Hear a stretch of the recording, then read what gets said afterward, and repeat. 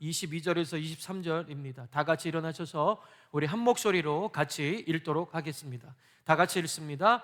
예수께서는 곧 제자들을 재촉하여 배에 태워서 자기보다 먼저 건너편으로 가게 하시고 그 동안에 무리를 헤쳐 보내셨다. 무리를 헤쳐 보내신 뒤에 예수께서는 따로 기도하시려고 산에 올라가셨다. 날이 이미 저물었을 때에 예수께서는 홀로 거기에 계셨다. 아멘. 자, 우리 앉으면서 3명 이상에게 하늘복 빌어드리겠습니다. 하늘복 많이 받으세요. 하늘복 많이 받으세요.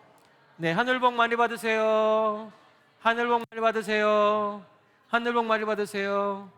하늘복 많이 받으세요. 네, 할렐루야. 하나님의 자녀들은 입으로 뱉은 대로 하나님이 이루어 주십니다.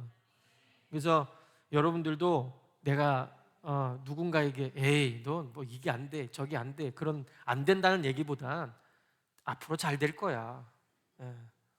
할렐루야. 예.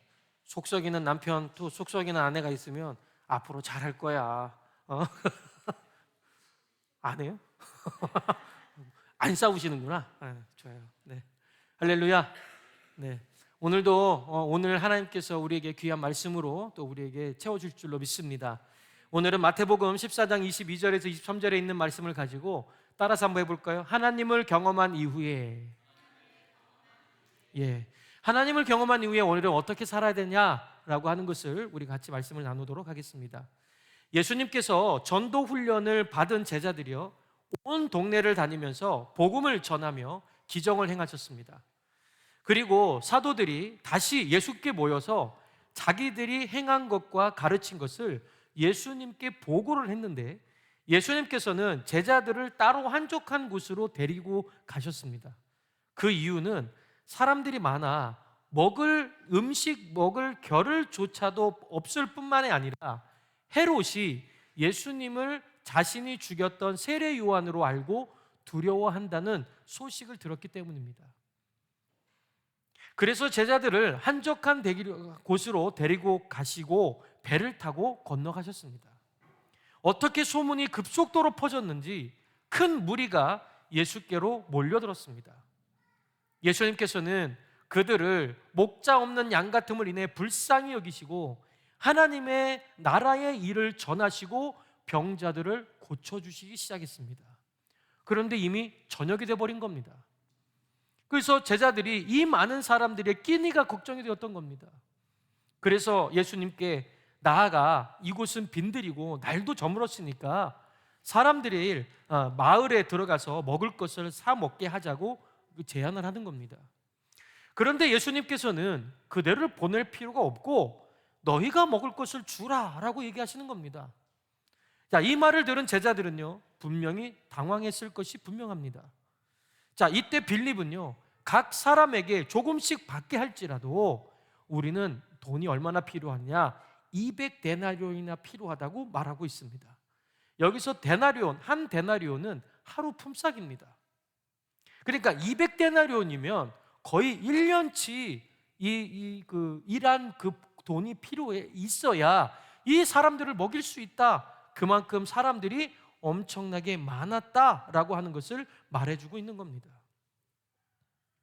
이때 예수님은요, 다시 너희들에게 떡이 몇 개 있는지 가서 알아보라고 하셨고, 이에 베드로의 형 안드레가 한 아이를 예수님께로 데리고 왔습니다. 이 아이에게는 물고기 2마리와 떡 5조각이 있었고, 제자들은 이것이 수많은 사람들에게 얼마나 되겠느냐라고 생각했습니다.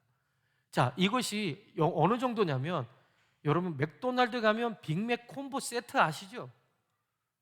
그죠? 그 정도, 빅맥 콤보, 그러니까 세트로 나와 있는 거, 그 정도 양이라고 보시면 되는 겁니다. 아무튼 이거는 아이의 도시락이었습니다. 그랬는데 예수님은요, 제자들에게 명하여서 모든 사람들을 떼지어 잔디에 앉게 하셨습니다. 제자들은 영문도 모른 채 사람들을 100명씩 혹은 50명씩 앉게 하기 시작했습니다. 아마 성경에 기록되지는 않았지만 사람들을 앉히면서 별의별 생각이 다 들어오지 않았겠어요? 도대체 뭐 하시려고? 도대체 뭐 하시려고 우리를 이렇게 앉게 할까 굉장히 궁금했을 겁니다. 자, 그리고 예수님께서 물고기 2마리와 떡 5개를 가지고 축복 기도를 하시고 그 떡과 고기를 떼어 제자들에게 주어서 사람들에게 나눠주게 했습니다. 모든 사람이 배불리 먹고 12광주리가 남는 기적이 일어났던 것이죠. 오늘 본문은 이처럼 유명한 오병이어의 사건이 있은 뒤에 예수님은 제자들로 하여금 배를 타고 갈릴리 호수로 건너가라고 말씀하시고 당신은 혼자 기도하러 산으로 오르셨습니다. 날이 어두워지기 시작했고 바람이 크게 일어 제자들이 타고 있던 배가 앞으로 나가지 못하고 있었습니다. 제자들 중에 어부들이 여러 명 있었습니다. 그렇기 때문에 풍랑이 일어나면 벌써 지혜가 발동하기 시작했겠죠. 그래서 근데 이 풍랑이 너무 심한 겁니다. 자, 여러분들 풍랑이 일어나면 어떻게 하는 줄 아세요? 배를 무겁게 하지 않습니다. 배를 가볍게 합니다. 그래서 있는 것들을 모두 다 바다에 던져버립니다. 그리고 최대한 배를 가볍게 하고 사람들은요 밑으로 들어가서 밑에서 이게 움직이지 않도록 밑으로 다 들어가게 되는 거죠. 그런데 그것도 소용이 없을 정도의 풍랑이었다라고 하는 겁니다. 결국 이 제자들은 밤새도록 자기가 가지고 있었던 모든 물품들을 다 버렸습니다. 남은 곳이라고는 아무것도 없는데 이 풍랑이 계속 일어나기 시작했던 겁니다. 너무 심한 탓에 이 문제를 해결하지 못했습니다. 근데 이런 상황이 밤새 계속되었는데 새벽이 가까이 올 때쯤에 예수님이 호수 위를 걸어서 제자들에게 가까이 왔다고 말씀하고 있습니다. 그 순간에 제자들이 얼마나 놀랐을지 여러분 상상이 갑니까? 여러분들 한번 생각해 보시죠. 막 엄청난 풍랑이 일어나고 있는데 난 지금 밤새도록 씨름했는데도 불구하고 허탈해 있고 지금 줄 하나에 매달려 의지하고 있는 내가 있는데 저기서 누군가가 걸어오고 있는 겁니다. 그것도 물에서 말이죠. 그러면 여러분들이 느끼면 어떻겠습니까? 제가 예전에 어릴 적에 많이 들었던 무서운 이야기가 있습니다. 빨간 휴지 줄까? 파란 휴지 줄까? 이 소리를 듣고요 제가 일주일 동안 화장실을 못 갔습니다. 그것도 밤이 되면 화장실을 못 갔습니다. 그런데 생각해 보세요. 멀쩡한 바다에, 그것도 풍랑이 일고 있는 그 바다에 누군가가 걸어오고 있어요. 여러분들은 어떻겠습니까? 오싹하겠죠. 여러분들 공감이 안 되시면 한번 경험해 보시겠습니까? 마태복음 기자는 14장 26절에서 27절에 그 상황을 이렇게 전하고 있습니다. 한번 말씀을 볼게요. 네, 이렇게 얘기합니다. 제가 읽어드리겠습니다. 제자들이 예수께서 바다 위를 걸어오시는 것을 보고 무엇에 들렸다고요? 겁에 질렸다라고 되어 있죠. 겁에 질려서 유령이다 하며 두려워서 소리를 질렀다. 곧 그들에게 말씀하셨다. 안심하여라, 나다, 두려워하지 말아라. 아멘. 자, 평소에 나서기를 좋아하는 베드로가 예수님을 보고 자기도 물 위를 걸어갈 수 있게 달라고 요청했습니다. 예수님이 오라 말씀하시자 베드로는요 단순간에 배에서 물 위로 뛰어내려 버렸습니다. 그 순간 그는 바람을 보고 무서워하면서 물속에 빠져버린 겁니다. 어떻게 했을까요? 당황했겠죠. 이 당황한 그는 뭐라고 외치느냐? 주여 나를 구원하여 주옵소서. 이렇게 외쳤습니다. 베드로의 언행이 굉장히 돌출적으로 보입니다. 당시에 제자들은 밤새도록 풍랑과 싸우느라 기진맥진한 상태였거든요. 이러다가는 난파당할지 모른다는 걱정을 할 정도로 굉장히 위험한 상황이었습니다. 그렇다면 예수님을 보고 빨리 안전한 곳으로 먼저 피하시라고 우리가 곧 뒤따르겠다고 말하는 게 자연스러운 걸 겁니다. 그런데 베드로는 자기도 물 위를 걸어보겠다고 불쑥 제안하는 겁니다. 그러다가 물속에 빠지고 말았습니다. 자, 베드로와 얽힌 이 에피소드는 똑같이 본문 사건을 이야기하는 세 복음서 중에 어디만 나오느냐? 이 마태복음서에만 나옵니다. 마태복음 기자는 베드로의 이런 에피소드를 통해서 본문의 핵심을 더 정확하게 전달할 수 있다고 생각한 겁니다. 그 핵심은 나를 구원해 달라는 베드로의 외침이 있은 뒤에 나오는 다음과 같은 설명에 담겨져 있습니다. 그것이 본문 31절과 32절의 말씀입니다. 한번 같이 볼까요? 다 같이 한번 읽어보겠습니다. 시작. 예수께서 곧 손을 내밀어서 그를 붙잡고 말씀하셨다. 믿음이 적은 사람아, 왜 의심하였느냐? 그리고 그들이 함께 배에 오르니 바람이 그쳤다. 아멘.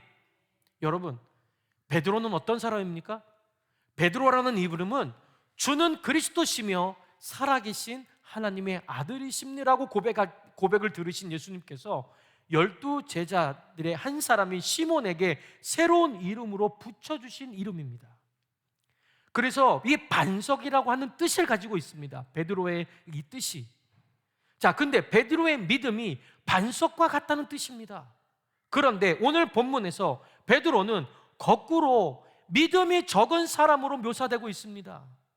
그의 믿음이 작은 이유는 예수님의 말씀을 듣고 호수로 뛰어들기는 했지만 풍랑으로 인해서 그런 믿음이 흔들렸다는 데 있는 겁니다.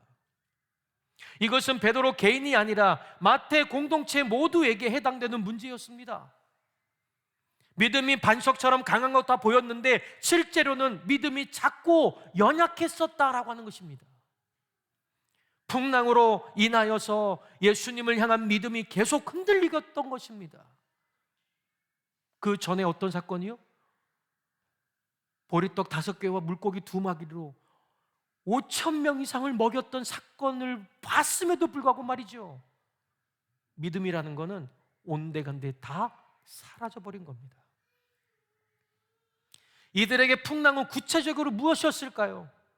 이것은 오늘 우리에게도 똑같이 적용되는 문제입니다. 첫 번째는요, 인생살이의 실제적인 어려움들이 하나의 대답입니다.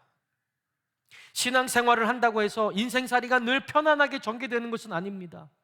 어려운 일들이 부단히 일어납니다.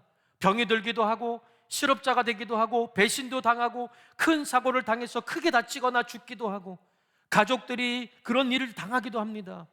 이러한 일들은 지금도 반복해서 일어나고 있습니다. 결국 이럴 때에 우리는 뭐가 흔들려요? 하나님의 믿음이 흔들리는 겁니다. 내가 하나님을 믿는데 왜 이런 일들이 일어납니까? 난 하나님을 믿는데 왜 나에게 자꾸 이런 일들이 일어납니까? 자꾸 흔들리는 겁니다. 두 번째 이유는요, 삶의 무의미가 또 하나의 대답입니다. 예수님을 믿고 구원받았는데도 불구하고 구원에 대한 확신도 없고 생명의 충만감도 없고 삶이 지루하고 허무하게 느껴질 때가 있습니다. 여러분, 저는 어떨까요? 저도 구원에 대한 확신도 없고 생명의 충만감도 없고 삶이 지루하고 허무하게 느껴질 때가 있을까요? 없을까요? 어려운 질문이죠? 굉장히 어렵죠? 예. 근데 저도 여러분들과 똑같은 사람이에요. 때로는요, 내가 이런데, 나는 이런 사람인데 하나님이 나를 이러면서도 불구하고 나를 이렇게 끌고 가시는 이유가 뭘까? 또 한편으로는 내가 우리 성도님들을 이끌고 가는 데 있어서 혹시 내가 하나님 앞에 정말 천벌을 받지는 않을까? 뭐 이런 생각들이 때로는 왔다 갔다 하기도 합니다. 그럴 때마다 나도 모르게 삶에 지루하고 또 허무하게 느껴질 때도 종종 있습니다. 누구에게나 다 찾아오는 겁니다. 우리가 열심히 살았다고 해서 열심히 살고 나서도 늘 오는 것은 무엇입니까? 허무함입니다. 내가 무언가를 열심히 이뤄놨습니다. 그 뒤에 찾아오는 게 무엇입니까? 허무함입니다. 내가 인생에 있어서 정말 열심히 살아왔고 내가 모든 것들 다 이뤄냈지만 돌아보면 또 허무한 일이 나한테는 왜 이렇게 많은지 모릅니다. 신앙생활로 인해 늘 기쁨이 넘치는 줄 알았지만 그렇지 못하다는 사실이 베드로가 본 풍랑처럼 우리를 두렵게 하기도 하고 우리의 신앙을 근본에서부터 허물게 되는 겁니다. 세 번째, 다른 하나는 예수가 그리스도라는 사실 자체가 믿어지지 않는다는 것입니다. 그렇기 때문에 풍랑은 계속 우리에게 흔들게 되는 것이죠. 처음 신앙생활을 시작할 때에는요, 뭔가 믿음의 확신이 있는 것처럼 있는 것 같은데 시간이 지나면서 모든 게 희미해져 버립니다. 신앙의 매너리즘에 빠져버리는 거죠. 이로 인해서 예수 그리스도가 자신의 삶에서 별로 큰 의미가 없는 것처럼 보여지기 시작하는 것이죠. 신약 성경에 나오는 초기 기독교의 교인들은, 이 기독교인들은 우리와는 아주 달리 아주 특별한 사람들이라고 해서 그래서 믿음이 출중했을 거라고 오해하는 경우가 굉장히 많이 있습니다. 물론 그들 중에는 예수님을 직접 경험한 사람들도 있었습니다. 그리고 그 예수님의 제자들이 직접 목회하던 시대였고 성령의 활동이 지금보다 더 훨씬 강력했던 것으로 보입니다. 이러한 이유들로 인해서 그들의 믿음이 우리보다 좋았다고 여기면 곤란해지는 겁니다. 개인의 경우도 마찬가지입니다. 위대한 영성가들과 신학자들과 수도자들은 늘 믿음이 확실해서 어느 순간도 흔들림이 없을 거라고 생각하면 아주 곤란한 이야기입니다. 상대적으로 차이가 있긴 하지만 근본적으로 모두 다 신앙적으로 흔들렸습니다.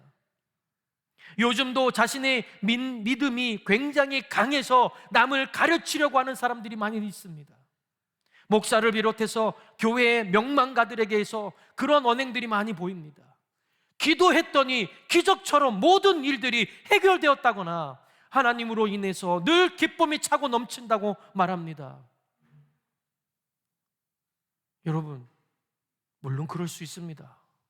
그러나 이런 말에 우리는 속지 마시기 바랍니다. 어느 한순간에 그런 경험을 할지는 모르겠지만 계속해서 그런 상태를 유지하는 것은 아니기 때문입니다. 신앙만이 아니라 실제적인 삶에서도 작은 믿음으로 인해 흔들리기는 마찬가지입니다. 모든 사람들의 삶이 계속 흔들립니다. 그걸 감추고 있을 뿐입니다. 자신이 행복하다는 걸 확인하고 싶어 하고 더 나아가서 남에게 보여주고 싶어 하는 것이죠. 그래서 행복한 조건을 찾으려고 동분서주합니다. 그런 조건들을 성취하지 못하면 불행한 것처럼 생각해 버립니다. 저 사람은 나보다 더 행복한 것 같다거나 거꾸로 저 사람은 나보다 불행할 것 같다고 판단해 버리는 것이죠. 모든 관심이 거기에 쏠려 있기 때문입니다. 여러분, TV 드라마는요, 그런 우리 생각을 아주 우리에게 주입시켜 버립니다. 그런 걸 보면서 부러워하고 또는 대리만족을 하기도 합니다. 거기에 나오는 것은 실체가 아니라 허상일 뿐입니다. TV를 바보상자로 부른 이유는 허상을 실제로 착각하게 만들기 때문입니다. 여기서 행복과 불행의 문제는 물질적인 것에만 해당되는 게 결코 아니다라고 하는 것입니다. 남을 위해서 희생봉사하는 일들도 마찬가지입니다. 아프리카 오지에 가서 어려운 이들을 위해서 자기 삶을 헌신했다고 해서, 그리고 그런 일로 괜찮은 상을 받고 명예를 얻었다고 해서 행복한 건 결코 아니다라고 하는 것입니다.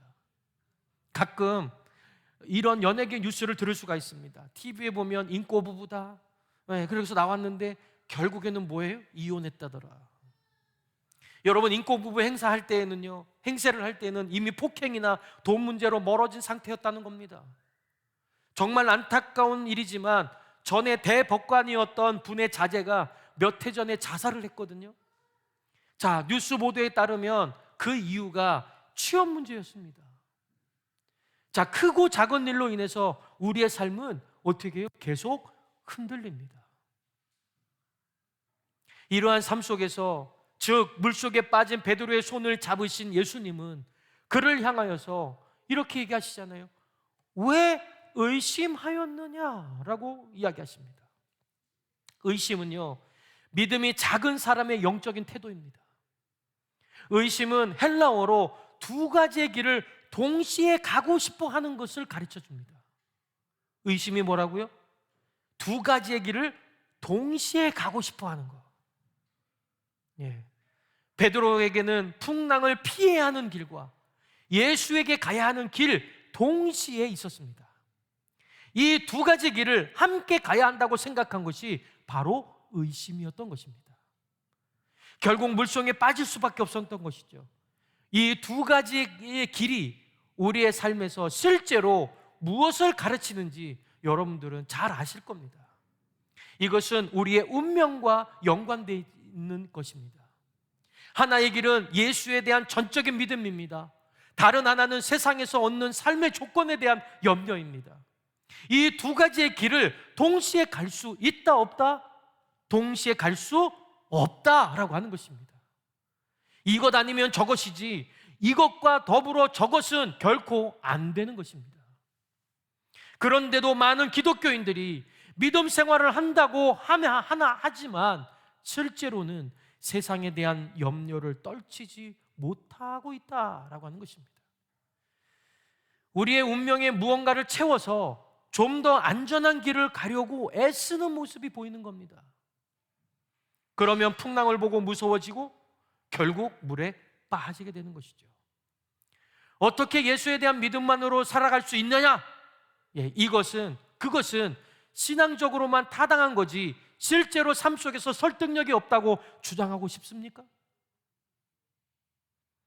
아니, 목사님 생각해 보세요. 세상 것을 어떻게 포기하고 예수님만 붙잡는다고 해서 정말 그러면 내가 흔들리지 않고 그렇게 믿음으로 살아갈 수 있냐는 거예요. 없잖아요. 이렇게 여러분들이 주장하고 싶냐 이겁니다. 노골적으로 그렇게 말하지는 않아도 혹시 속으로는 그렇게 생각하는 사람들이 제법 많을 것 같습니다. 이런 생각을 이해하지 못할 거는 없지만 그게 바로 믿음이 작은 자라는, 즉 의심하는 자라는 사실을 말씀드리지 않을 수가 없습니다. 초기 기독교인들은요, 그러한 시행착오를 많이 거쳤습니다. 그래서 마태복음 기자는 앞으로 그런 시행착오를 반복하지 말라는 뜻으로 바른 길을 제시하고 있는 겁니다.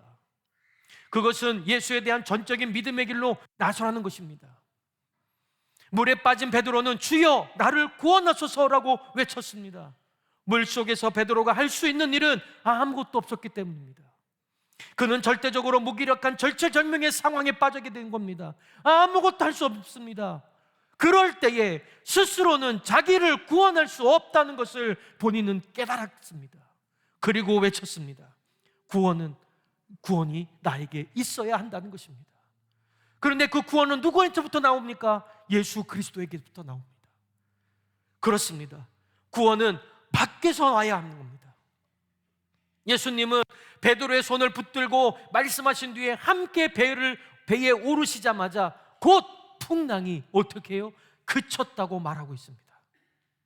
예수님을 전적으로 의존할 때만 구원이 임하고 풍랑과 같은 이 세상의 모든 문제로부터 자유해질 수 있다라고 하는 뜻을 우리에게 보여주는 대목이기도 합니다. 결국 기독교 신앙에서 핵심은 예수와의 관계, 이 관계에 문제가 있는 겁니다. 그에게 자신의 운명을 완전히 맡길 수 있느냐라고 하는 것입니다. 비록 내가 지금 상황이 별로 좋지 않다 하더라도 이 모든 상황을 전적으로 예수께 맡기고 나는 즐거워할 수 있느냐라고 하는 것입니다. 하나님은 우리에게 그렇게 요구하시는 겁니다. 그러면서 우리의 인생 속에서 어떻게 해요? 오병이어와의 기적과 같은 것들을 우리의 삶 속에서 보여주시고, 내가 이렇게까지 할 수 있는 사람인데, 내가 이렇게까지 너희들한테 보여줬는데 너는 왜 나를 의심하느냐? 왜 너는 나를 의심하느냐라고 우리에게 이야기하신다는 것이죠. 결국 물에 빠진 베드로는요, 주여 나를 구원하소서라고 외쳤을 때에 예수님은 건져 주셨습니다.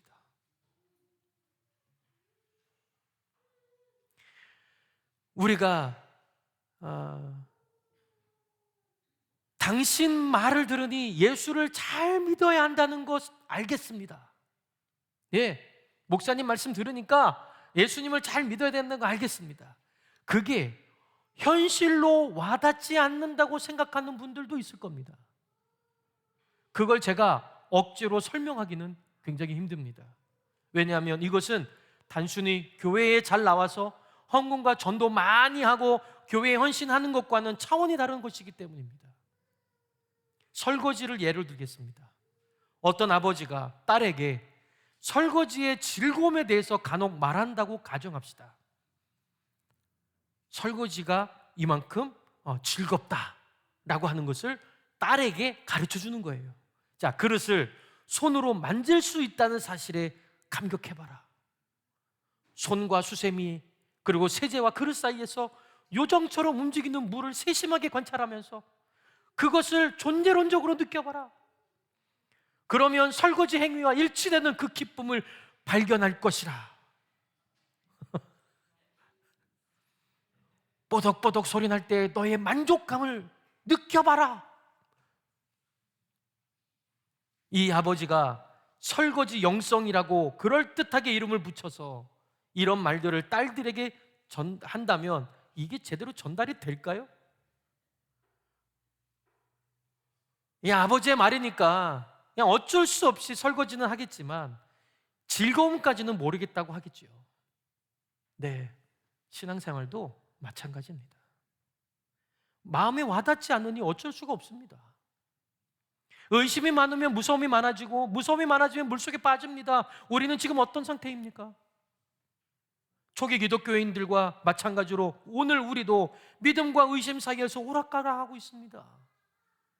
예수님을 믿는 것만으로는 어딘가 부족하다고 느낍니다. 이런 상태에 머물러 있는 한 앞에서 말씀드린 대로 우리는 자꾸 반복해서 풍랑을 무서워할 것이고 계속 물속에 빠져버리게 될 것입니다. 그리고 삶의 무의미와 절망으로 빠져들게 됩니다. 거꾸로 삶의 환락에 도취하는 것도 역시 무의미와 절망의 다른 모습입니다. 그런 방식으로 우리는 잠시 물속의 상황을 망각할 수는 있어도 거기서는 벗어날 수는 없습니다. 사랑하는 성도 여러분, 오늘 우리의 삶과 구원이, 즉 우리의 인생살이가 꽤 복잡한 것처럼 보이시죠? 꼬여 있어도 왜 이렇게 꼬여 있나? 굉장히 복잡한 것처럼 여러분 보이시죠? 그러나 실제로는 굉장히 단순합니다. 그것은 하나님과의 관계에 따라서 결정되기 때문입니다.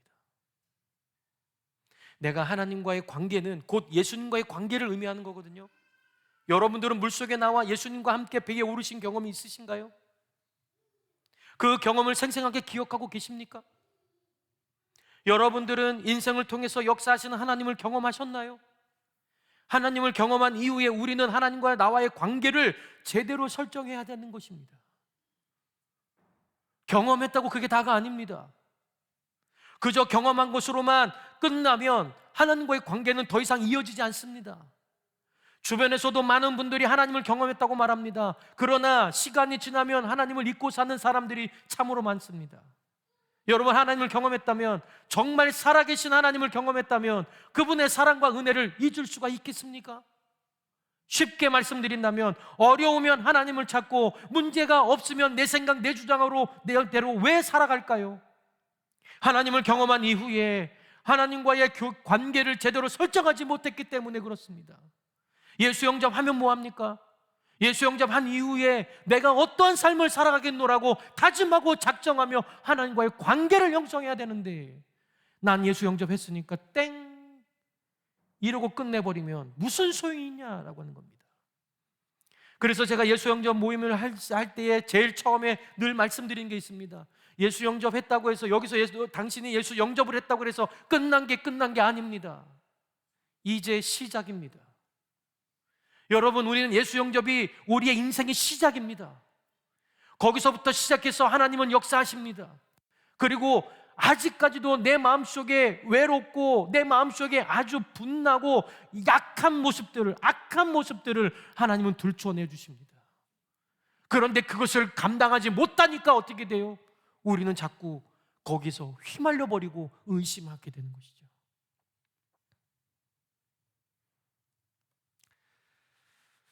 하나님을 경험한 이후에 하나님과 관계를 제대로 설정하지 못하면 결국엔 우리는 빠져들고 맙니다. 예수님도 오병이어의 기적을 통해서 제자들이 기적에만 머무는 것이 아니라 기적만 바라보고 사는 것이 아니라 기적의 주체, 누가 이 기적을 만드셨는지에 대해 눈을 뜨라고 풍랑 속에 집어넣으셨던 것입니다. 그렇다면 하나님과의 관계를 형성하는 것이 무슨 말일까요? 이것은 제가 찬양 한 곡을 여러분한테 들려드리겠습니다. 네, 제가 찬양하는 걸 좀 좋아하시는 분들이 꽤 있죠? 없나요? 하지 말까요? 이 찬양입니다. 내게 허락하신 시련을 통해 나의 믿음 더욱 강하게 자라나고 험한 산과 골짜기 지나는 동안 주께 더 가까이 나를 이끄시네. 내가 겪는 시험이 어렵고 힘겨워도 내 주님보다 크지 않네. 내 앞에 바다가 갈라지지 않으면 주가 나로 바다 위 걷게 하리. 나는 믿네. 주의 능력으로 내 삶 새롭게 되리. 나는 믿네. 주의 능력으로 담대히 나가리라. 주와 함께 싸워 승리하리라. 날마다 믿음으로 나 살아가리. 나는 믿네. 주의 능력으로 내 삶 새롭게 되리. 나는 믿네. 주의 능력으로 담대히 나가리라. 주와 함께 싸워 승리하리라. 날마다 믿음으로 나 살아가리. 아멘. 이것이 우리가 주님과 맺어야 될 관계입니다. 사랑하는 시드니 성서 침례교회 여러분, 하나님을 경험한 여러분, 여기에 하나님을 경험하지 않으신 분들 계십니까? 하나님을 경험하셨던 여러분들, 하나님의 살아계심과 역사하심을 체험하신 여러분들, 이제부터라도 기적과 이적만 바라보고 살아가지 마시고 그것에 얽매여서 나는 분명히 또 이런 기적을 맛볼 거야 하며 기대하지 마시고, 이미 나에게 체험을 하게 하셨다면 그 체험을 통해 하나님과의 끊어지지 않는 관계를 형성해 나가는 여러분 되시기를 바랍니다. 하나님을 믿음으로 더욱 붙드시는 여러분 되시기를 바랍니다. 기적과 이적은 믿음으로 우리를 세우기 위해 주시는 것이지 그 자체를 경험했어도 그것이 우리를 구원하지는 못합니다.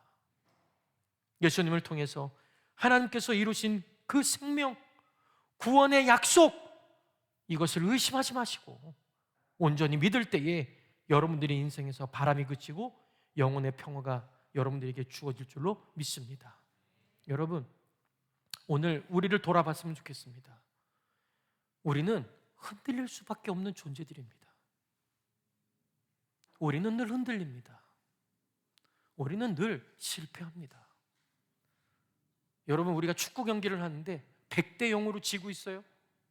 그럼 여러분, 승산이 있습니까? 없습니까? 승산이 없죠. 이기려면 어떻게 해야 돼요? 말도 안 되는 일이 일어나야 돼요. 101골을 넣으면 이기는 거예요. 근데 우리 하나님은요, 내가 100대 0으로 지고 있는 모습을 보여주시는 거예요. 그러면서 우리한테 뭐라고 하시는지 아세요? 이미 너는 승리했다. 그렇게 얘기하라는 거예요. 그렇게 고백하래요. 그러니까 뭐라고 그래요? 에이, 말도 안 되는 소리 하지 마세요. 어떻게 시간도 별로 안 남았는데 어떻게 100대 0이 이길 수 있습니까? 말도 안 되죠. 이건 누구 생각이에요? 내 생각이에요. 99세의 아브라함이 어떻게 아이를 낳을 수 있다고 생각할 수 있겠습니까?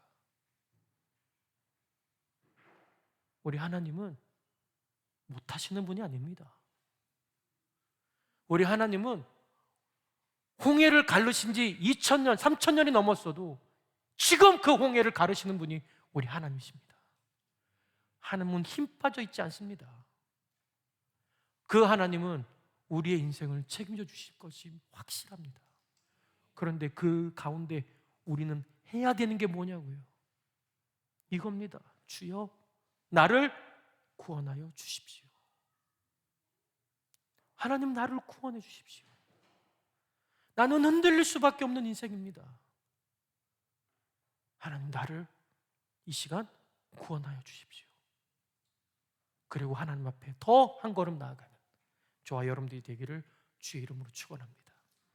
다 같이 침묵 가운데 기도하겠습니다. 말씀을 듣는 가운데 나에게 주시는 말씀을 오늘 결단에 적으신 분들은 그 말씀을 가지고 순종할 수 있기를 기도하시기 바랍니다. 아직 그렇게 하지 못하고 오늘의 결단이 빈 공간으로 있는 분들은 1분의 동안 침묵 기도 시간을 드릴 테니까 오늘 들은 말씀을 생각하시면서 하나님께서 나에게 주신 음성이 무엇인가 들어보시기 바랍니다. 침묵 가운데 가만히 기다리시면서 오늘 들은 말씀 가운데 나에게 가장 필요로 하는 말씀이 무엇인지, 내가 행동으로 옮겨야 할 것이 무엇인지 한 가지를 정하시기 바랍니다. 그리고 듣는 가운데 하나님께서 말씀 주시는 것이 어떤 것인지 들어보시고 그것을 결단으로 옮기시기 바랍니다. 그리고 이 시간에 나는 하나님 앞에 결단하겠습니다, 믿음으로 살아가는 대가 되겠습니다 라고 결단하시는 분들은 앞으로 나오셔서 헌신카드에 기록하시고 헌신카드를 쓰시면 제가 예배 마친 후에 기도하겠습니다. 잠깐 침묵 가운데 하나님의 음성에 귀를 기울이도록 하겠습니다.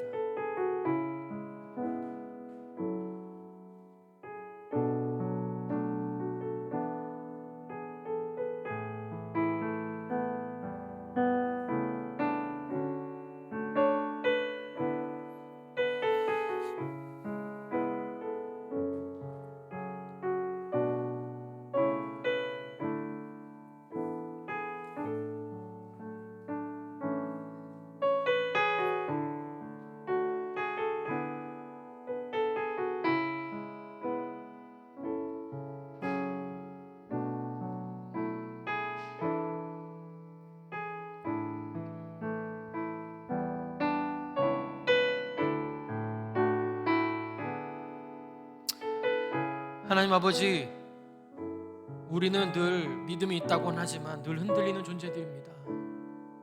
이리 흔들리고 저리 흔들리며 풍랑 가운데 살아가는 우리들입니다. 이 먼 호주 땅에 와서 살아가는 것 자체가 우리에게 늘 흔들림의 연속입니다. 그럼에도 불구하고 하나님은 우리에게 피할 길을 주셨습니다. 너의 구원할 자가 누구냐? 너를 구원할 사람이 누구냐? 바로 나다. 나 예수 그리스도다. 주님은 우리에게 이렇게 다가오시며 오늘도 우리에게 그분을 붙들고 나를 구원해달라고 요청하라고 말씀해 주시는 이 음성에 반응하는 시드니 성서 침례교회 성도들이 될 수 있도록 인도하여 주시옵소서. 예수 그리스도의 이름으로 기도하옵나이다. 다 같이 일어나셔서 우리 전